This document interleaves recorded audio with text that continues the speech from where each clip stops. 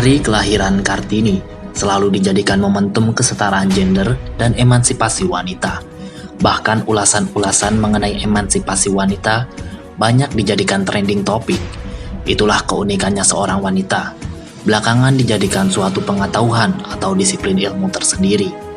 Untuk menguatkan kesetaraan gender dan emansipasi wanita di Indonesia, sudah banyak penelusuran dan penelitian sejarah mengenai keterlibatan seorang wanita yang berkontribusi dalam perjuangan di Indonesia.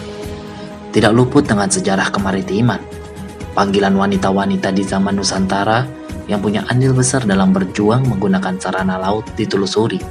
Sebut saja Laksamana Kumlahayati dari Aceh yang sudah dijadikan pahlawan nasional. Sekarang pun diusulkan Ratu Kalinyamat dari Demak yang mempunyai armada laut untuk dijadikan pahlawan nasional. Terakhir berusaha mengeksplor sosok Nimas Gendasari dari Cirebon sebagai pemimpin pasukan Jala-Sutra Kesultanan Cirebon. TNI Angkatan Laut pada awalnya melibatkan wanita untuk bertugas, banyak ditempatkan pada kegiatan dan tugas di bidang administrasi. Seiring perjalanannya waktu, prajurit wanita tersebut mulai ditempatkan di KRI.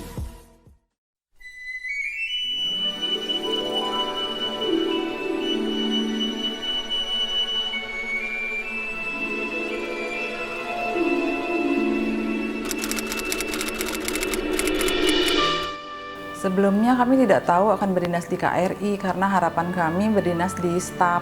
Tapi setelah kejuruan, kami mendapatkan kejuruan navigasi dan harus berdinas di KRI.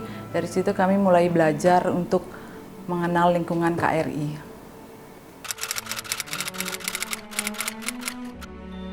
Awalnya kami tidak tahu kalau berdinas di KRI, tapi setelah di kejuruan Korapnya Navigasi yang harus memang dinas di KRI, mau nggak mau kami menerima, dan setelah dinas di KRI memang cukup menyenangkan. Karena kami kewal yang terakhir, kami paling mengalami dinas di KRI paling singkat, yaitu 8 bulan.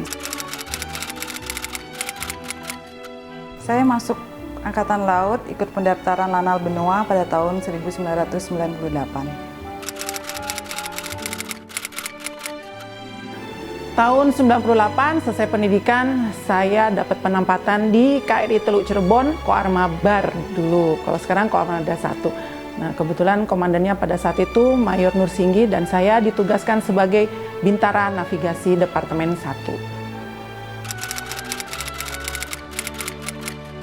Kebetulan pada saat saya masuk, itu ada 2 senior saya sudah di situ sebelumnya, 1 tahun sebelumnya sudah masuk ada 2 senior dengan Kor Bahari dan Komunikasi. Dan setelah senior itu turun, ada masuk lagi adik 2 orang itu berkorep Navigasi dan Bahari juga. Saat saya datang ke KRI itu dan memang sudah ada 2 koal sebelumnya senior saya di situ. Jadi untuk akomodasi untuk seperti kamar atau kamar mandi, kamar tidur, apa itu sudah ada. Itu terletak di depan ruang kesehatan. Dan untuk kamar mandi kita punya kamar mandi dalam. Kebetulan saya penuh, saya tugas di KRI ada 2 tahun. Dan untuk berlayar, alhamdulillah sudah seluruh perairan di wilayah Armada Barat itu sudah saya arungi semua. Dan untuk wilayah timur, kebetulan saya dapat berlayar ke Ambon, Maumere, dan timur-timur. Dan yang paling jauh, saya bisa keluar negeri ke Thailand. Pada saat saya ikut operasi wilayah timur, saat saya berlayar ke timur-timur, pada saat itu saya masih bisa pesiar bersama komandan dan ABK karena wilayah timur masih bisa jalan-jalan, di timur-timur masih bisa jalan-jalan kita. Setelah itu kita pergi lagi dari timur-timur menuju operasi lainnya, dan saat kembali lagi ke timur-timur sudah berantakan dan kita tidak boleh turun kapal karena pada saat itu terjadi kerusuhan di timur-timur pada tahun 99 itu. Jadi saya di situ nggak boleh turun, keluar dari anjungan pun tidak boleh. Pada saat tes, saya itu langsung ditanya sama yang mengetes saya tuh langsung ditanya, kamu mau di staf atau di kapal? Saya langsung jawab, loh angkatan laut itu ya di kapal Pak, masa di staf? Kemudian Bapak itu bilang, loh kamu nanti sama kroco-kroco jelek itu, kebetulan kan ada laki-laki banyak juga daftar. Akhirnya, loh nggak apa-apa Pak, nanti saya paling cantik sendiri.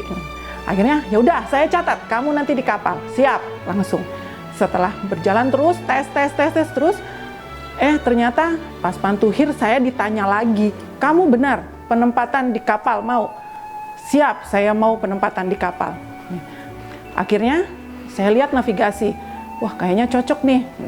Akhirnya saya bilang saya korup navigasi. Oke, kita catat ya, kamu nanti di kapal dengan korup navigasi. Siap, saya gitu. Dan ternyata benar, ternyata saya ditempatkan di kapal dengan korup navigasi. Ya perasaan saya senang dan bangga pada saat itu. Pertama kali saya dinas di KRI tahun 1998 di KRI Teluk Sabang 544. Waktu itu komandannya Mayor Laut Pelaut Yan Rahir Simamora. Saya sebagai bintara komunikasi dan tugasnya menerima, kirim terima berita melalui radio, voice, mengupas sandi dan membuat sandi. Perlakuan ABK pria terhadap Koal KRI yaitu sangat menghormati keberadaan Koal di KRI.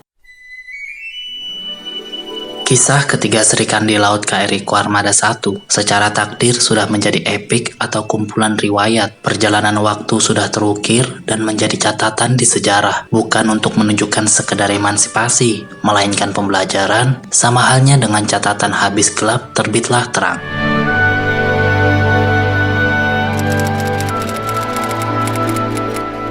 Pertama sekali, Koal berdinas di KRI pada tahun 1997. Jumlah Koal yang ada di KRI 3 angkatan tersebut total 26 personil Koal. Dan mereka rata-rata berdinas di satuan amfibi jenis LST. Pada tahun 2001, Koal yang berdinas di KRI pada waktu itu semua turun dari KRI ke satuan staf. Tahun 2018 setelah adanya Taruni dan KRI yang diduduki Koal pada waktu itu tahun 2018 di KRI Bung Tomo dan KRI John Lee. Koarmada 1 memiliki Koal jumlah 22 orang yang berdinas semuanya di KRI Semarang. Di antaranya 6 perwira, korup pelaut dan korup suplai, dan 16 bintara, yaitu ada korup komunikasi, navigasi, TTU, ada korup ED, korup POM, dan semuanya saat ini berdinas di KRI Semarang. Menurut data di Subdisdata Disminpers Koarmada 1, kami lihat personil Koal yang ada di KRI sempat vakum sejak tahun 2001 sampai sekarang berarti 19 tahun. Jadi itu dari yang kami lihat bagaimana akomodasi di KRI masih minim sehingga Koal-Koal yang ada di KRI pada waktu itu diturunkan dari kapal.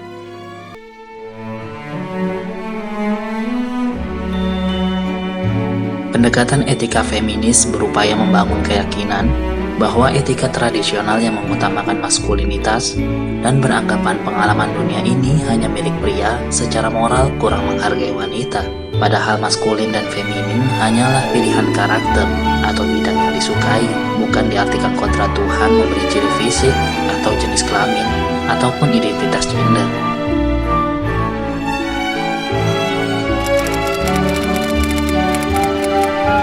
Saya masuk di KRI Teluk Jebol sekitar tahun 97. Pada saat saya masuk belum ada, sekitar tahun 97 juga ada Koal masuk, ada 3 orang saat itu.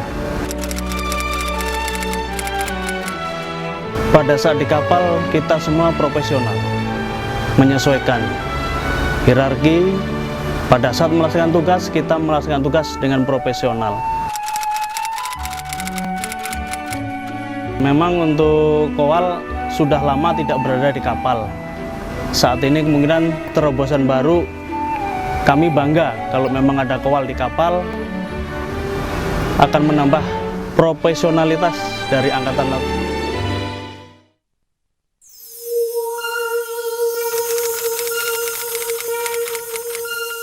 Perlahan tapi pasti, peran wanita dan tuntutan ke depan, kesejajaran dan kesamaan dalam peran dan pengabdian itu merupakan keniscayaan, karena tuntutan globalisasi itu nyata. Kowal harus makin profesional dengan terus mengisi dan mengembangkan kemampuan sesuai dengan tuntutan penugasan yang semakin dinamis. Saya, Panglima Koarmada 1 beserta seluruh personel mengucapkan selamat Hari Ulang Tahun Kowal ke-58 tahun 2021. Korps Wanita Angkatan Laut berprestasi untuk negeri, berkarya bagi bangsa. Dirgahayu ke-58, Korps Wanita Angkatan Laut berprestasi untuk negeri, berkarya bagi bangsa.